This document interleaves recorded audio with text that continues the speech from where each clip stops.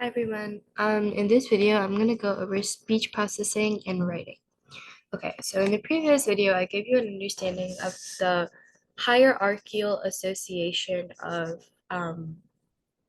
concepts and semantic memory, right?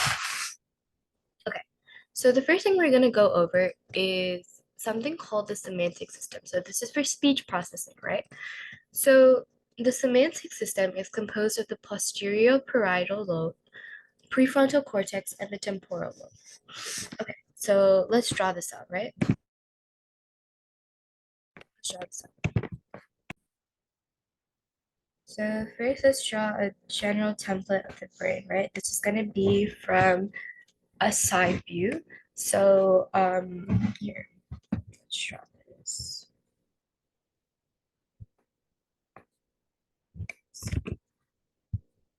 Here, draw this temporal. Then you have your cerebral. Yeah, we're not going to draw cerebral because we don't really. So let's make the general divisions of the brain. We know our frontal cortex is marked by this line. And it's marked by the central gyrus, right? Or the central sulcus. So we can make that a solid line because that's anatomically there. Then the division between the parietal lobe and the occipital lobe is actually it's more interior, so you'd have to take a longitudinal section, or what that means is that you have to literally cut the brain along the corpus callosum or the longitudinal fissure, right, to see the parietal occipital sulcus. So because we're looking at it as a whole brain from the outside, I'm just going to put it as a dotted line so you can see the separation. Okay, so this is the general diagram. Oh, and then I forgot uh the fissure, right? So this fissure, there's a fissure between the temporal lobe and the the remainder of the brain. So like from the frontal lobe all the way into the inner part of the parietal lobe, there's a fissure.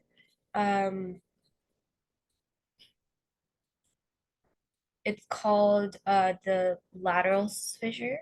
Yes. Sorry, I have to write this out because I tend to forget this. So this is the lateral fissure. So these are some major anatomical landmarks that you're gonna need to know for some regionals and definitely nationals for me.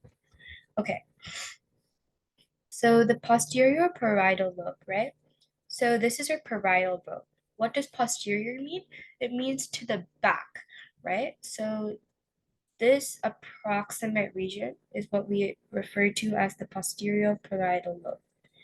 Then the prefrontal cortex. So we know that the frontal lobe is here. Pre means to the front, right? Like before. So it's like right about here, prefrontal cortex, right? Then your temporal lobe. We know what the temporal lobe is, right? I'm gonna highlight that in pink. So this piece right here. I'm not coloring it in because if I colored it in, it would be kind of. But yes, this whole piece is associated in the semantic system. So what is the semantic system? Semantic system is a specific system in the brain that responds to words, right? So when I'm talking to you right now, your brain is identifying, your semantic system is activating for every word that I'm saying. And a really cool thing about this is that it activates more for human speech than AI speech, right? Like, think about it as uncanny valley, right? Your brain is able to tell apart artificial intelligence speak, like Siri speak, and no matter how human like it is, it's going to activate slightly more for real human speech, real human modulation than AI based modulation or any type of modulation, right? So how the semantic system was identified is using this technology called fMRI.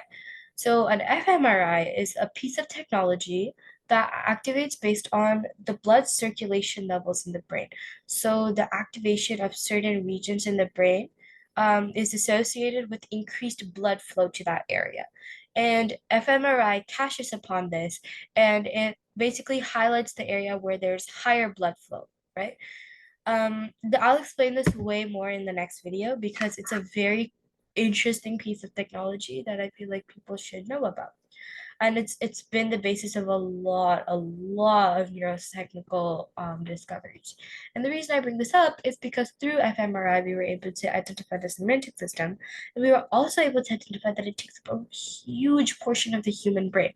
And why this is important is because our speech is made up of so many different components, right?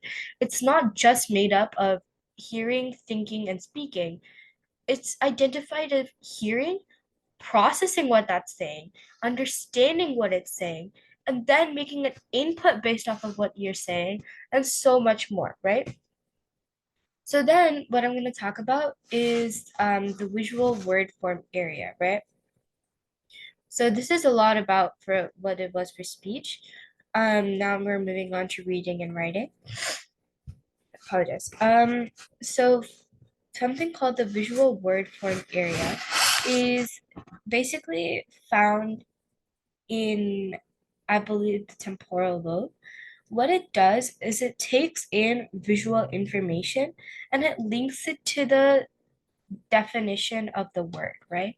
And it basically creates an interpretation for the word, right? So for example, if I saw the word eggplant, right? Like I saw an eggplant, and what I'm doing is now I'm seeing the eggplant emoji, right? Like, let's draw that out. Trust me, I have a method to my madness. This works. This is how I understood it.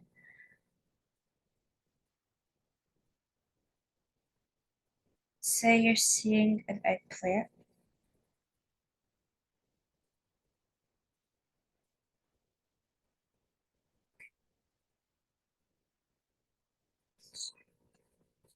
And then the little stem on top. That looks somewhat like an eggplant. Okay. You see this, and your brain immediately knows that that's an eggplant, right? How? So your brain has the visual word form area. Um, Basically what it does is it takes the word eggplant and it links it with this visual that you see over here, right? It links immediately. So that's how Helen Keller, like imagine Helen Keller. Well, that's a really bad example because she was blind, right? Wait, no, sorry. That was a really bad example. Ignore that example. Um, let's say we have curtain, right? You look at the object. And what the visual word form area does is it takes that visual, and once you read the word, it links it with that definition. So whenever you see anything, the word curtain, that visual will come to mind. Okay. I hope that helped. So then you have your occipitotemporal cortex, and it's located in your parietal lobe, right? It's located here, occipitotemporal cortex. Um, Occipitotemporal cortex. So I'd assume it's somewhere over here, right? And what this does is it takes a symbol and it associates it with its meaning, right? Um, so basically, if we have the symbol 3, right? We can associate this with like 3 pairs of socks, right? Like sock 1. These are some Peppa Pig socks, if you guys can tell. Sock, right? Or it can associate it with 3 dots. Or you can associate it with like anything. So it'll take a symbol and it'll give it a meaning. That's our basis for how we understand emojis, right? Like, so in our emoji, we see, here, let's use yellow to draw an emoji. This is like really bad emoji, sorry guys. With the heart eyes emojis, right?